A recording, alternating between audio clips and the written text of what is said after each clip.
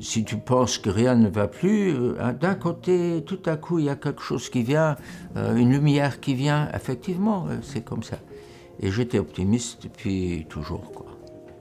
Je suis Robert Brandy, artiste peintre indépendant, et cela depuis 50 ans.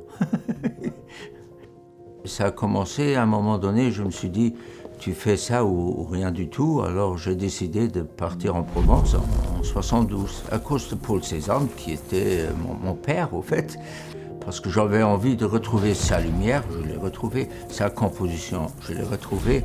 Et j'ai vraiment beaucoup commencé à peindre, vraiment tous les jours, et ça n'a pas arrêté jusqu'à aujourd'hui. J'ai commencé à développer une peinture personnelle en 1975, où je commençais à faire des collages dans la peinture qui étaient influencés par le temps. Ce qui, jusqu'à aujourd'hui, est très important, c'est des papiers qui traînent, des choses qui ont déjà passé un certain temps, qui sont pour la poubelle et que j'ai utilisées. Et j'ai commencé à prendre des pigments que j'ai été chercher dans la nature avec la colle organique. Et donc c'est très gestuel. Mais Cézanne est resté. Bolito Blaine, c'est un personnage que j'ai en fait inventé sans vraiment savoir si je l'ai inventé. C'est ça le problème. Et c'est devenu mon alter ego, hein, d'une certaine façon, pendant 20 ans. Et on a fait un beau livre où tout est dedans. Et après ça, il est mort.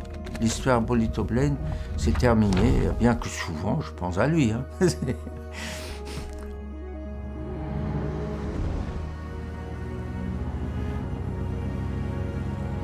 La peinture a pris quand même le dessus tout le temps, mais la voiture était toujours à côté. Quand j'avais 18 ans, j'avais déjà fabriqué, restauré ma voiture pour rouler. Donc j'étais toujours mobile. Et ma passion à l'époque, c'était, le combi, c'était de tous les jours, mais j'avais les ostinilés. Et alors j'ai acheté ma première Frogaille avec mon premier argent que je gagnais. Et j'avais la Frogaille, elle était dans l'atelier, elle était là, bon, il n'y avait pas grand-chose autour. Alors j'ai commencé à collectionner des panneaux. J'allais ici en France, dans tous les petits garages qui avaient les bouteilles de gaz. Et alors je les emmenais, je les nettoyais, puis je les mettais. La passion est venue comme ça.